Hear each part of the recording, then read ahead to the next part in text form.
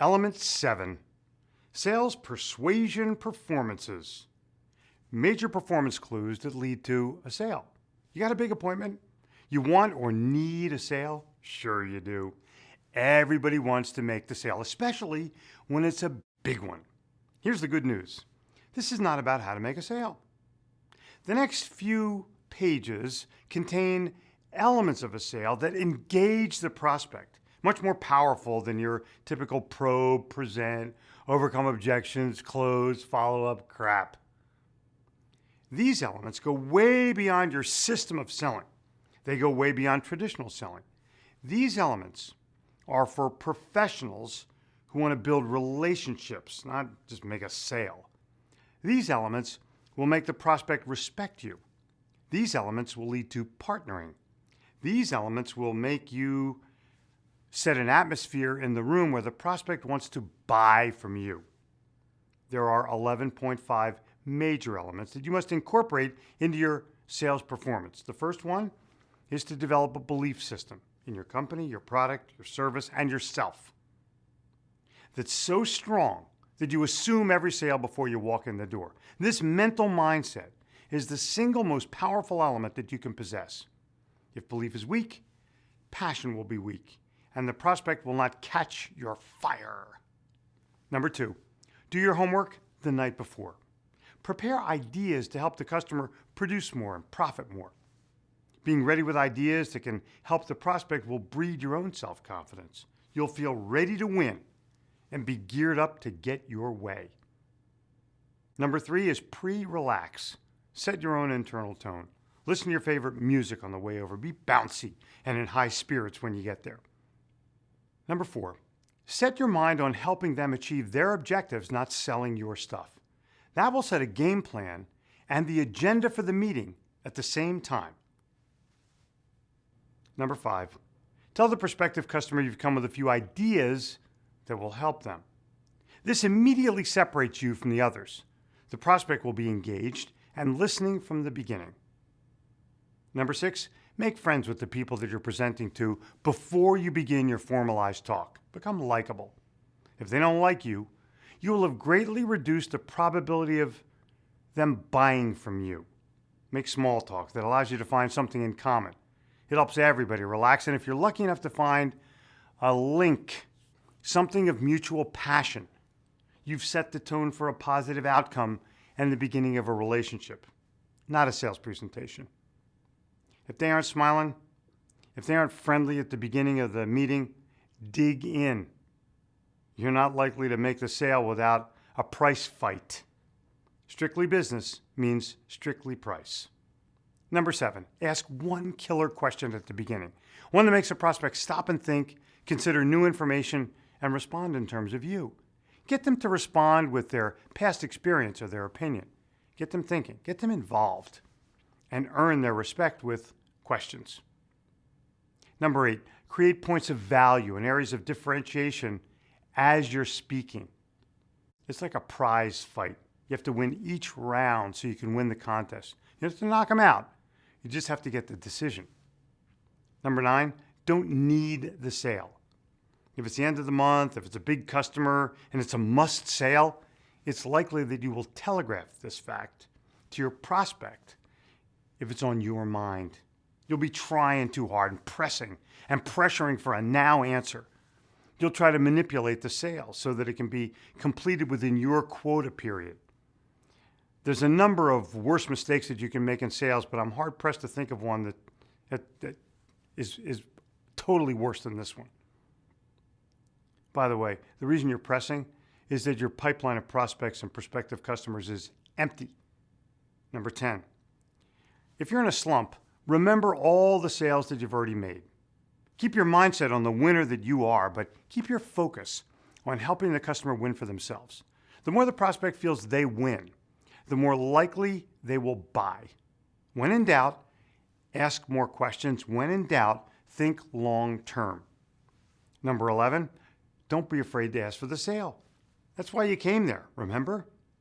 And number 11.5, while you are qualifying them, they are qualifying you. This is a secret that most salespeople never realize and are never taught. From the way you enter the room, from the way you look, from the way you treated the administrative person at the front desk, from the first words you speak, the prospect is judging you and deciding who you are as a person. And they're deciding if they want to do business with you, not your company, not your product, not your service. They're deciding on you. What's the best way to make a sales presentation? Getting your way is selling yourself, your ideas, and your product or service to others. But Jeffrey, I'm not in sales. Listen, every element of getting your way in some way contains an element of selling. In a job interview, you're selling yourself. When you apply for a bank loan, you're selling your ability to repay the loan, and you're also selling your story. As a parent, you're selling your ideas and your authority to your children. As a spouse, you're selling the long-term value of your relationship and your ability to co-relate. If you're in business and your banker says no to a loan, you must then turn to your vendor to give you credit so you can continue. You must sell your worth and persuade your worth to the vendor, or you're going to have a crisis. In the hiring process, sometimes the employee is selling himself to the company, and sometimes the company is selling itself to the employee. Think about your coworkers or your employees. Persuasion takes place in all types of performance, task completion, and self-improvement, all of which require some form of salesmanship. Every form of business, every form of life, and every form of getting your way contains salesmanship. In your family life, look to your children as the best salespeople on the planet. Why do you think they let Girl Scouts sell cookies instead of mothers? Because kids can outsell mothers 100 to 1. They have more enthusiasm, they have more passion, and they haven't been discouraged by life yet. After a seminar the other day, somebody asked me why I'm so relaxed when I present. I said, I'm not worried about what I have to say next. I'm well prepared for the presentation. I'm experienced at giving presentations to large groups, and I don't have stage fright. Oh, and I love what I do. There, that answers that. 1 minute later, somebody else remarked how intense and well-focused I was.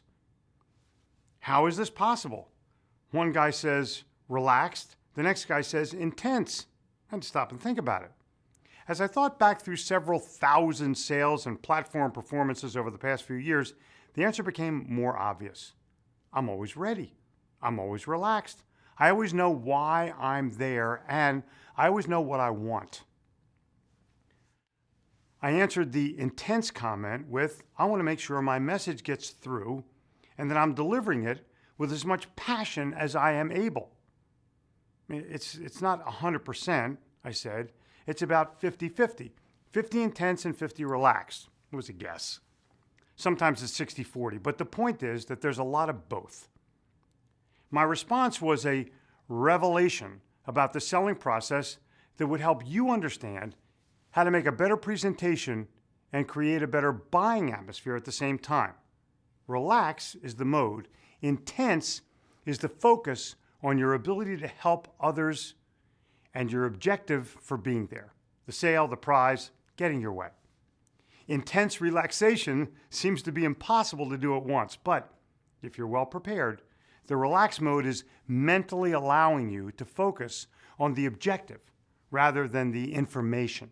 And you can concentrate on the objective with a contagious confidence. Intense preparation is the key. It takes away nervous and breeds confidence at the same time. You're ready to win, and it allows you to drive for the sale, not hope for it. Nervous people are unprepared people, or they're people who have failed to transfer their fear of failure into excitement for success. Well-prepared people can convert nervous energy into focused energy, intensity. Let me give you a relaxed secret number one. When I perform for a group, I never walk out cold.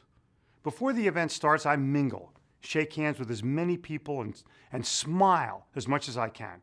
If there's 500 people in a room, I've shaken 100 hands with a look in the eye smile and a brief comment to elicit a returned look and smile. What can you do to relax before you start? Here's relax secret number 2. A huge rule of presenting to a group or one-on-one is make friends first, or else don't start. Friends have a better chance for communication without stress or manipulation. What can you do to make friends first? And here's relax secret 2.5. Relaxation lets the message get through. It's more like a conversation than a sales pitch. You're relaxed, and the atmosphere is relaxed. Now let me give you intense secret number 1. In your sales presentation, you have to bring your own mental arsenal with you. Passion, self-belief, belief in the company, belief in the product, previous self-success and sales success, and a deep knowledge that no question can throw you off the focus track of your self-belief. How sharp are your mental sales tools? Here's intense secret number 2. Concentration on getting the message across with maximum impact and believability makes the message contagious. If you can do it in a relaxed atmosphere, that's balance, baby. How contagious is your message? And intense secret 2.5. If you've prepared your inner focus to help them decide to buy, and it's in harmony with your self-belief and your self-confidence, then you can begin to practice intense relaxation. You know, it never ceases to amaze me how simple sales really is. It doesn't get complicated until somebody tells you that there's a system that will work. That is bull. Bull, by the way, is half of a word. And sales really gets complex when you spend a week learning the system. More bull. But it doesn't get stupid until you try to put the system into your sales presentation and you lose focus, concentrating on the system rather than how to help. Most bull. Sales bull. My way's real simple.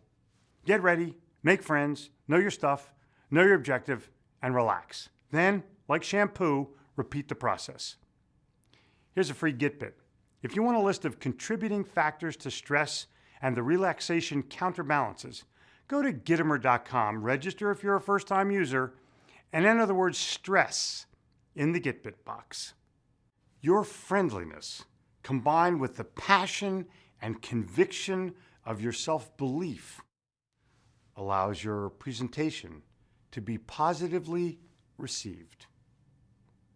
Can't get your way? Can't close the sale? Whose fault is that? Are you blaming the prospect when you can't close the sale?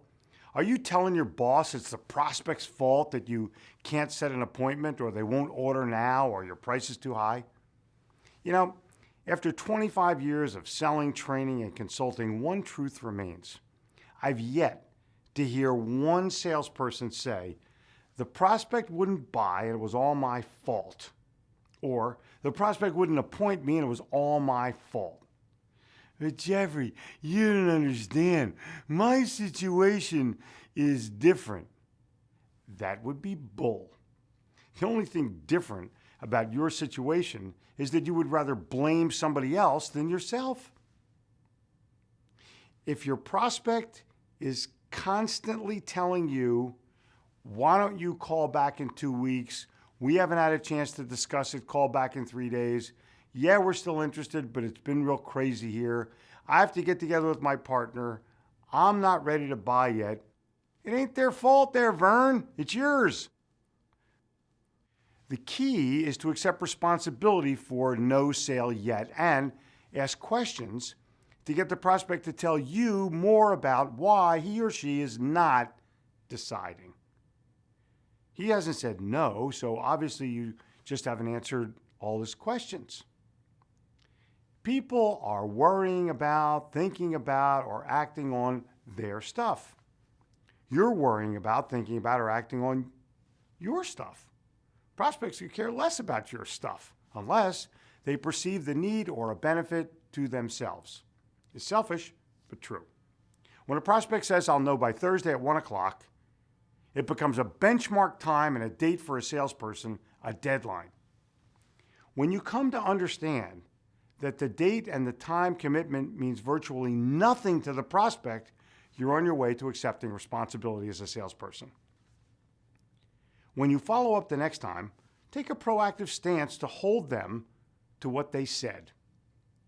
If they're going to decide by Tuesday, say, well, could I drop by Wednesday at 10 o'clock to get the good news in person? At some point, after you've been through the close several times with a prospect, you have to realize that you have very little to lose. You may have to be real direct and ask them if they're going to buy or not. You can't keep whining and dining people for the next year. It's not worth your time or your effort. Well, what if they're just the kind of person who hates to say no? Be upfront with them, but be understanding as well. You still need to ask questions to find out why they're postponing the decision. You must be willing to take a risk to get to the true objection. If you don't think the sale will be made anyway, take more risk. Use tough sales or no sales as learning experiences. See how far you can get to the truth. The real truth hurts. Are you ready for all 6 of them? Cool. Number 1, you haven't created enough need. Number 2, you haven't uncovered the real objection or barrier. Number 3, you haven't created enough urgency. Number 4, you haven't convinced the prospect of the benefits of ownership. Number 5, you haven't built enough trust. And number 6, you haven't built enough confidence, have you? You don't even know why they want to buy. Here's what to do and what not to do. First thing is, don't be blaming the prospect. Don't moan about what the prospect's excuse is. Figure out what the real barrier is. Figure out a solution for that objection or that barrier, and try your best to overcome it and make the sale at the same time. And be sure you can prevent that objection from reoccurring or recurring the next time. The burden, the responsibility is on you. If you want to sell professionally, you better get real about whose fault it is when the sale isn't made. When the sale is over and you have lost, be willing to accept responsibility for the process. Hold your head high and move on to the next prospect. Get a mirror. Get responsible. Get your way. Here's a free Git bit. If you want to know the 7 steps to overcoming an objection and the perfect response when the customer says, I want to think it over, go to Gittimer.com, register if you're a first-time user, enter the word objection in the Git bit box. Failed to get your way? No. Failed to establish confidence. The prospect said no. Oh, rats. Did you lose the sale or just fail to make it? You're sure the prospect should have bought. As you head back to your car, licking your wounds, you try to justify or figure out why the prospect turned you down. Well, once you've answered the fundamental questions of self-doubt, was I enthusiastic, friendly, professional looking? You have to dig a bit deeper for the true answers. Even though the truth hurts, realizing what you failed to do is a big step to getting your way next time. Let me give you and save you some anguish. You failed to establish buyer confidence, Sparky. Oh, Jeffrey, you're dead wrong. That guy really liked me, you say. Well, maybe. But likability is only one part of the sales equation. Take the Jeffrey Gittimer Established Confidence Test and rate your own ability. If you're willing to be objective about yourself and your abilities, ask yourself the following 14.5 revealing questions and rate yourself 1 through 10. 1 is worst, 10 is best. Number 1, was I on time? Did I show up 5 minutes early or 5 minutes late? Number 2, was I prepared? Did I walk into my appointment with everything I needed to make the sale, including information about them? Number 3, was I organized? Did I have everything at my fingertips or was I fumbling? Number 4, could I answer all the product questions? Do I really have command of my product? Am I constantly having to go back and get back to you on that one? Number 5, did I make excuses or blame other people about anything? The sample wasn't shipped on time. The company didn't send the right information. FedEx didn't get here on Friday. Number 6, was I apologizing? Sorry I'm late, unprepared, don't know the answer, didn't bring the correct information, and quoted the wrong price. Number 7, did the prospect probe personal issues about my company? If I buy, says Mr. Johnson, how do I know you'll be able to service me in 6 months? That would be a buying signal. Number 8, did the prospect ask doubting questions about my product? What happens if it breaks down after the warranty? Who else buys this product? Number 9, did the prospect ask doubting questions about me? How long have you been with the company? How much experience do you have? Number 10, did I name drop other happy, loyal customers effectively? Or did I fail to use the name of a happy customer to answer a pointed question? Number 11, did I feel as though I was on the defensive? Was I constantly answering questions dealing in subject matter other than my product or service? And could I prove my points? Number 12, could I overcome every objection or barrier in a confident manner? Did I find myself unable to respond confidently about price or quality or other issues blocking the sale when asked by the prospect? Worse, did I try to fake it? Number 13, did I down the competition? Did I berate my competitor, possibly the prospect's supplier? Did I make disparaging remarks about the competition to try to make me look good or the product look better? Number 14, was my prospect uninvolved in the sales presentation?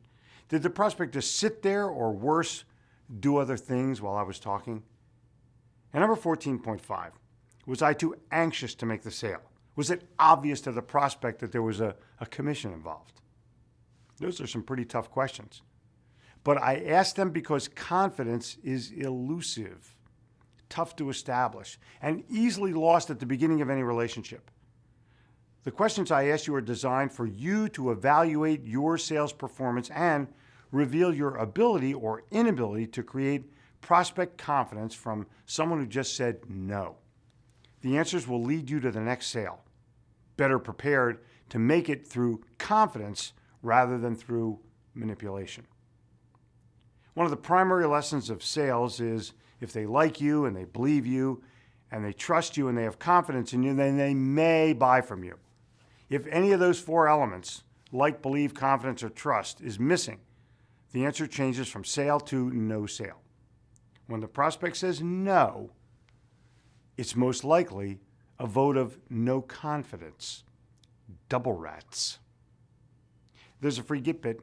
If you want the list of 10.5 rules that are at the core of your ability to understand and deal with the prospect, go to Gittimer.com. Register if you're a first-time user and enter the words point of view in the Git bit box. Expose yourself to no and not now to get to yes. 97% of all sales are not made on the first sales call. It takes between 5 and 10 exposures or follow-ups for a prospect to say yes. The prospect may not actually say no each time, but each time you follow up and the prospect doesn't buy, he's saying, not now, buddy. Do something else for me. I'm still shopping around. I haven't met with my partner yet. Try again later. In short, you haven't sold me yet. As a professional salesperson, you better have what it takes to persevere through the follow-up process and not quit. Be willing to put forth the creative, value-driven effort to get to the last no, or consider taking a job in a warehouse with an hourly salary. Here are the follow-up guidelines to ensure closing success. Know the real reasons your prospect wants or needs your product. Know the real reasons your prospect does not want or need your product. Be friendly. People like to buy from friends. Know your prospect's hot buttons, the things you believe will make the prospect buy or create a sense of urgency, and work with them in constructing your follow-up plan. Talk about how your product is used. Know how your customer will produce more, and know how your customer will profit more as a result of owning your product. Present new information relative to the sale each time you call or visit. Be sincere about your desire to help the customer first and earn the commission second. Be direct in your communication. Beating around the bush will only frustrate the prospect and probably cause them to buy elsewhere. Answer all questions and don't patronize the prospect. Use humor. Be funny. People love to laugh. Making your prospect laugh is a great way to establish common ground and rapport at the same time. When in doubt, sell the prospect for their reasons, not yours. And don't be afraid to ask for the sale every time you make a connection. Here's a big hint. No perceived difference, no sale. Bigger hint. No perceived value, no sale. Biggest hint. If you're calling and not leaving a message, it's because you have nothing of value to say.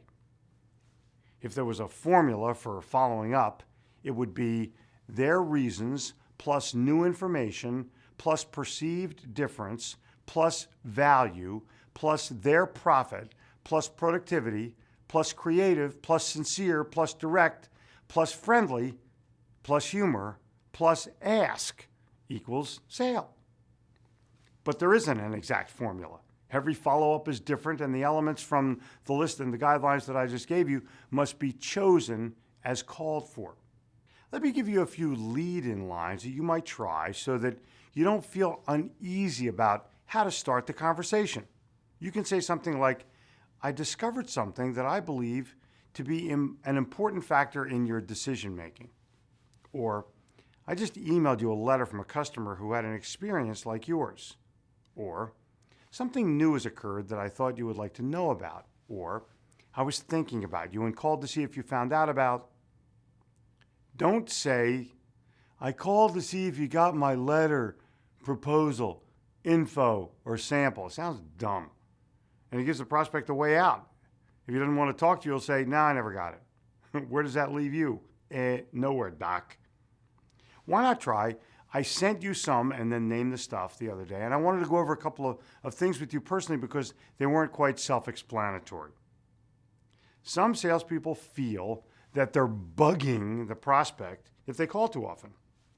If you feel that way, it's for 2.5 reasons. 1, you have not established enough rapport and have limited access. Number 2, your follow-ups are about selling or your money, not about helping or their value.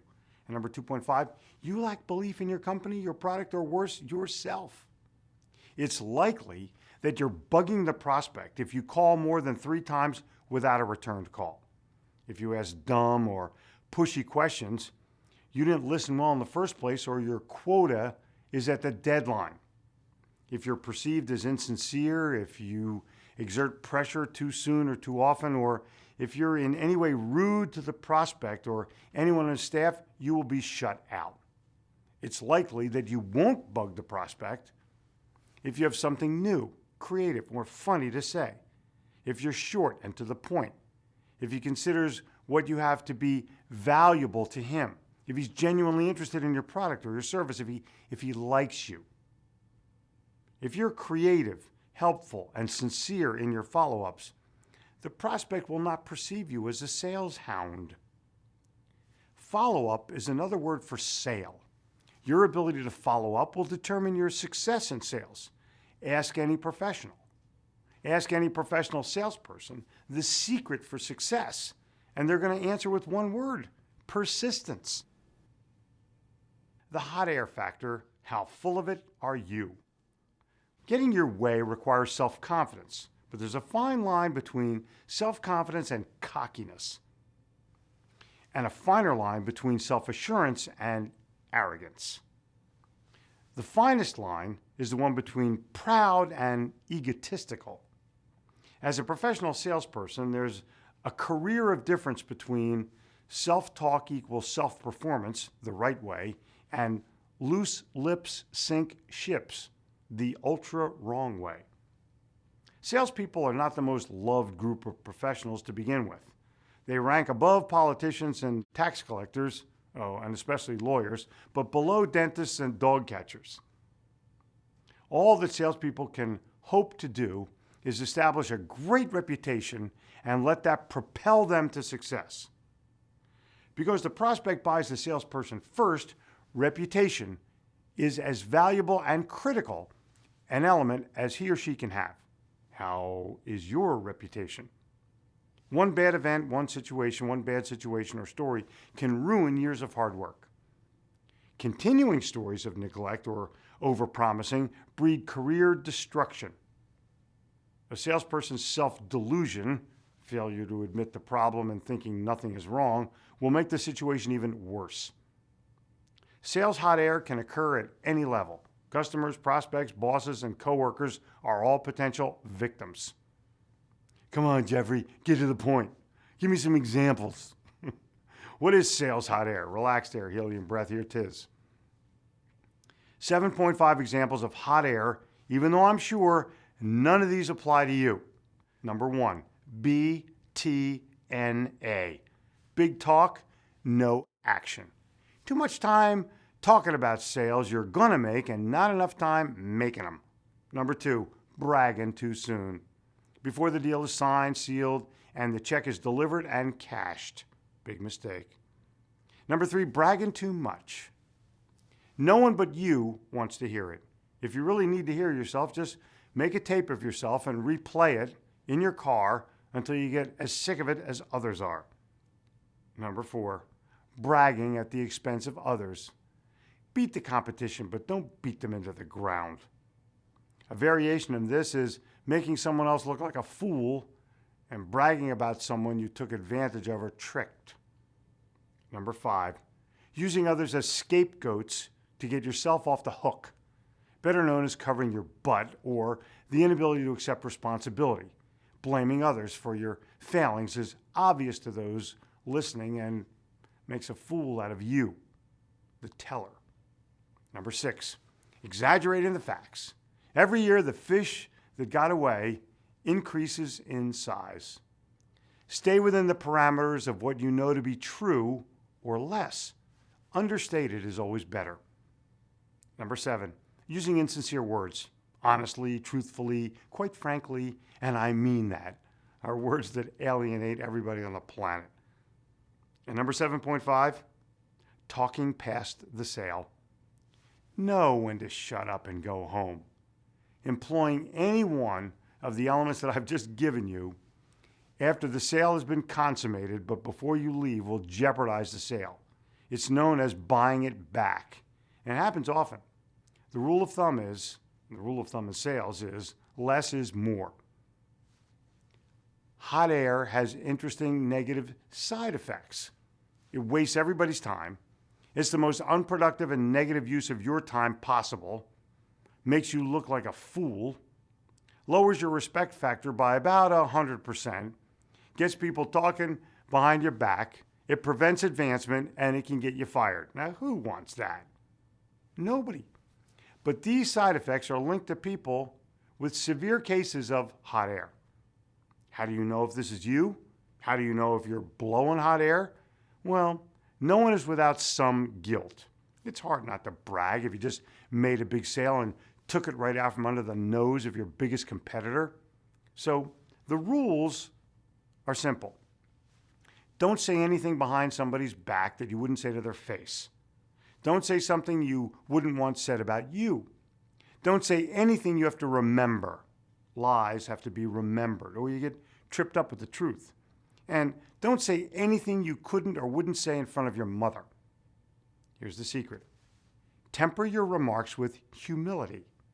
Your challenge is to always bring out the good side in your words. Your challenge is to employ self-discipline in getting past hot air.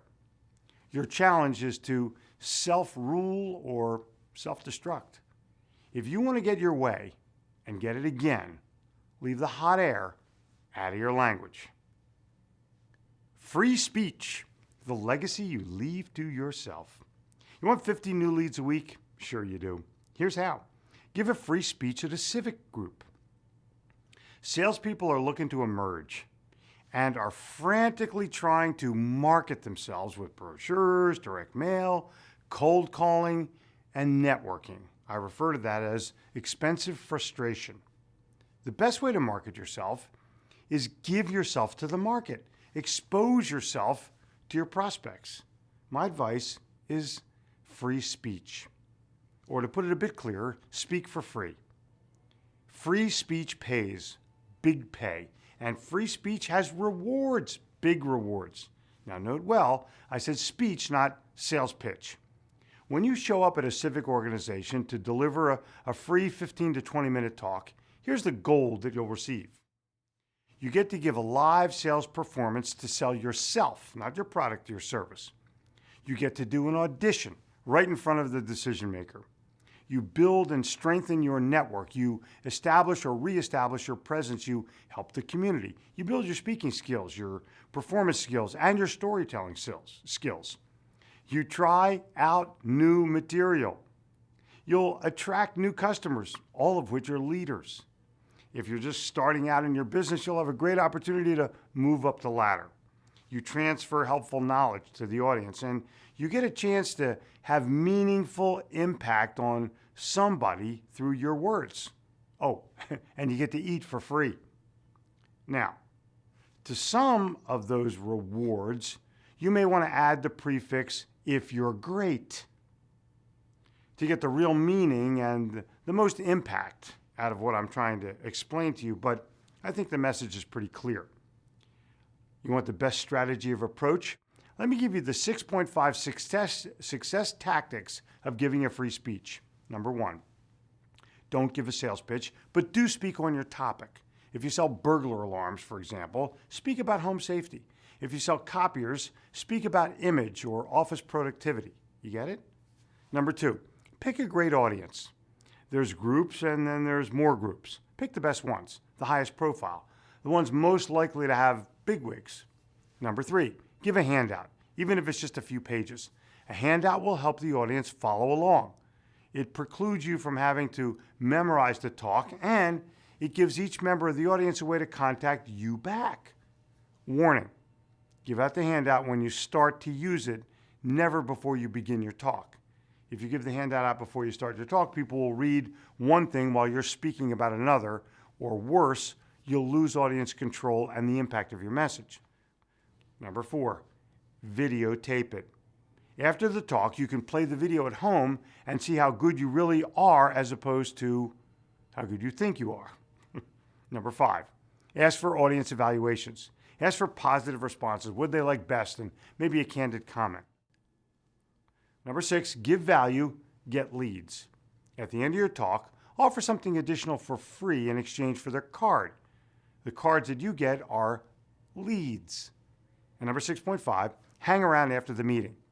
That's when you find out what your impact was and who your best prospects are. Here's the secret. Don't sell your stuff at the meeting. Make a lunch appointment or a breakfast meeting, and avoid making a sales pitch or bragging about your company. On a personal note, this is how I got started getting paid to speak. As a result of my weekly column in the paper, several Rotary and Kiwanis clubs in town called me to give a talk. I decided not to talk on sales, which is my expertise. Rather, I spoke about children, my favorite topic, and titled the talk, What We've Learned from Our Kids. I selected 7 skills that my kids had helped me strengthen in rearing or in the rearing process, like imagination, persistence, blind faith, enthusiasm, and told a brief story about each one. In 20 minutes, I made the audience cry, laugh, think, and learn. I had a handout that also offered the 7 best parenting rules that I'd ever learned for free if they would just give me their card. At the end of every meeting, I always had at least 50 cards and one paid talk from somebody who said, "How'd you like to come speak to my employees?" So my rewards and yours for giving a free 20-minute talk included a live audience and sales call in front of 100 decision makers, audience impact, new friends, a self-taught lesson, a practice session, a free lunch, a pen, the usual gift for the talk, a certificate of thanks from the group, 50 warm leads, and a paid engagement. Let me give you a bonus tip. Any one of these civic groups will pay you $100 if you have them make the checkout to your favorite charity in your name and theirs. If you're interested, just contact any civic organization in your city. They're all dying for a good talk. Every week they're looking for good speakers, and it sure beats cold calling. No matter who you are or where you are in your sales career, free speech can impact learning and earning. Free speech isn't just a right, it's an opportunity. Exercise yours. 28.5 elements of the greatest sales presentation in the world.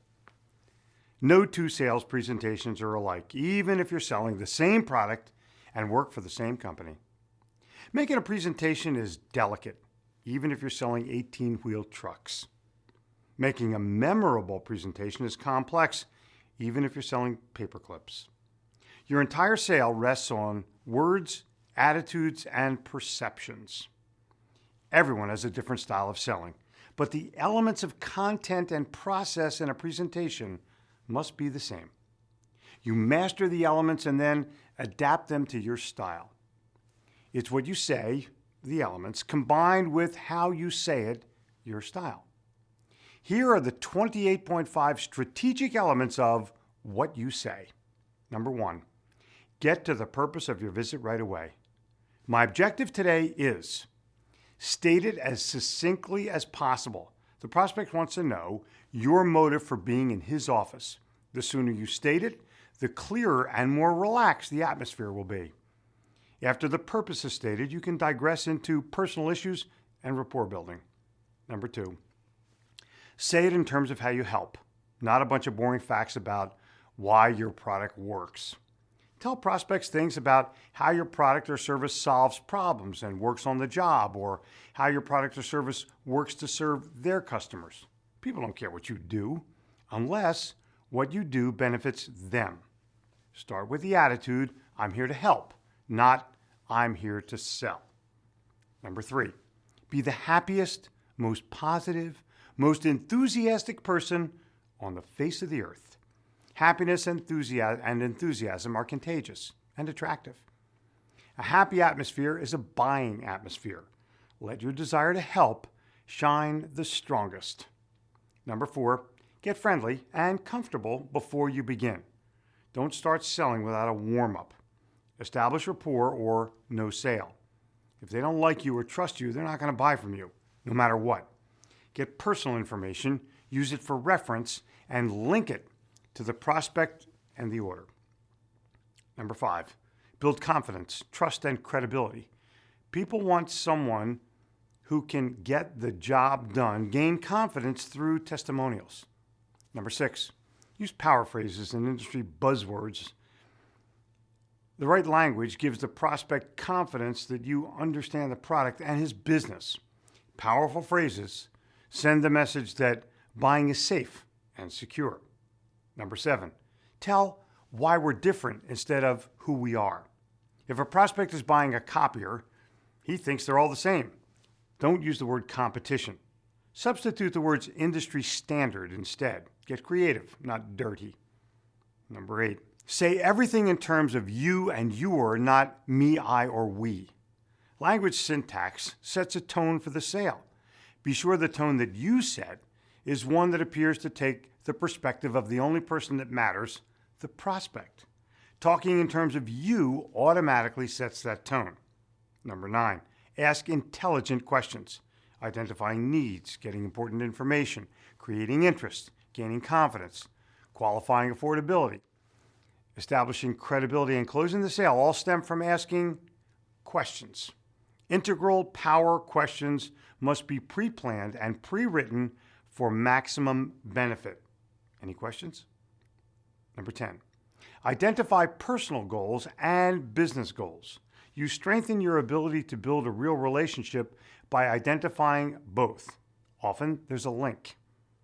Number 11, find out any past bad or good concerning your product or service. This line of questioning will bring about real needs, desires, and concerns before you get into your actual presentation.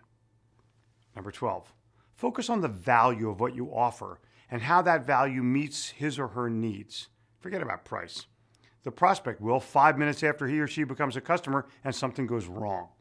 Concentrate on value and productive use of your product or service. Number 13, focus your talk on their profit, their productivity, and how they will use your product to make this happen. When you talk about these elements, it makes your prospective prospect or your prospective customer perceive ownership. You talk about these elements as though your potential buyer has already taken possession. Number 14, Move quickly through your presentation, but be sure that you're understood. Don't assume the prospect knows what you should have said. Your prospect is hearing this for the first time, even though it may be your 1,000th time to say it. Cover every basic aspect of your presentation and balance that with the fact that our society is getting less patient. Number 15, take notes constantly. Now, this element sounds too obvious to be mentioned, but I'm amazed at how few salespeople take notes. Taking notes says, I'm interested in you, and what you have to say is important. It also gives you the notes to make perfect follow-ups and accurate deliveries. Number 16, involve the prospect. Test him. Let him do the demonstration. The sooner you gain involvement, the easier it is to gain prospect understanding and confidence. Let him help you set it up. Letting them touch the product creates an early sense of ownership. Number 17, take it back. Keep control at all times. If you give samples or literature to the prospect, don't continue until they've looked, touched, or read, and then ask for it back. Take them back. It's your presentation. Keep total control of it. Make the prospect pay attention to you, not your samples or your papers. And here's a note. If they ask to see it again, or if they ask to see again what you took away, it's a big, perhaps a closing buying signal. Number 18, use testimonials when the time is right. They are the only proof you've got. Use them to overcome doubts, objections, stalls, and specific issues that are blocking the sale. And number 19, to gain understanding, ask approval questions. Getting approvals along the way leads to getting approval at the end. Questions like, do you agree? Or do you understand how this helps? Or the shorter version, isn't it, doesn't it? It sets a tone of yes in the mind of the prospect throughout the presentation. Number 20, make the prospect qualify too. Look, you want to do business with the people most likely to help you grow and prosper. 95% of your headaches and complaints come from 5% of your customers. Retrain them or fire them. Note of caution, you may be selling them wrong and creating your own problems. Number 21, learn to recognize buying signals. Usually revealed in the form of a question about price, delivery, specific features, or productivity. Close when you hear them. Don't answer with yes or no. If you do, you're going to go right past the sale. Number 22, overcome objections before they occur. I don't care what product or service you sell. There's only 10 major objections that a prospect can raise, and you're not hearing them for the first time. You've heard them all before. Wake up, anticipate them, and address them in your presentation before the prospect has a chance to raise them. Number 23, sell timely payment for your product or your services rendered. Don't make half a sale. Sell how and when payment is expected. It's incredible to me how many salespeople are afraid of asking for the money. It's the best part. Number 24, don't close the sale. Assume the sale. Assume it from the moment you enter the room. Then take the logical/emotional steps to complete the transaction. The sale is a given if the need is present and the presentation is superior. Number 25, close the sale completely. Handle the details and confirm the next action. State what you need to get started. Make an appointment to review and begin. Handle the last detail between when the prospect says yes and when ownership is taken. Number 26, be bold. For fun, I try, without asking, to get the buyer to stand up and walk around. I walk around first. Then I sit down in his chair. I get the most surprised look on the planet. Most of the times a laugh or a smile. And have never had a negative response. You can't do it to everyone, but I dare you to try it once. Number 27, be incredible. Create an attraction to your superior presentation skills, product knowledge, and the ability to meet the prospect's needs. Make the prospect feel that buying anyplace else would be the biggest mistake of his life. Number 28, strive for long-term relationships with everyone. When you do this, you automatically eliminate any greed or short-term thinking from the sale. You will always be thinking what's the best for this prospect, not what's the best for me. If you think long-term, the result will be big sale. And number 28.5, be funny and have fun. Most people have no fun at work. If you're fun and funny, you'll have an attraction and an advantage. Make me laugh and you can make me buy is a credo you can take to the bank. Laughing all the way. Well, obviously, these 28.5 elements can only be looked at as a whole while you're in the presentation itself. But to get great at the sales presentation process, you must be great at each individual element. Making a simple presentation, it's a complex issue. It's a far cry from telling a bunch of facts about your product or your service. Product knowledge is the easy part. It's a given before you make a sales call. And a sale is always made. Either you sell the prospect on yes, or they sell you on no. If you want one tip that ties the whole process together, approach each element from the customer's perspective. It's the only one that matters. Here's some words of caution. Some people may just be selling for the money. They will be smelled out in 1 minute. They shall be known as Phoenicians. It's been shortened to phonies over the years. Don't do it for the money. Do it because you believe it passionately. Do it because you love it. Here's a free get bit. If you don't believe it and you don't love it, it may be because you haven't discovered your why. To discover that, go to Gittimer.com, register if you're a first-time user, and enter the words "my why" in the Get Bit box.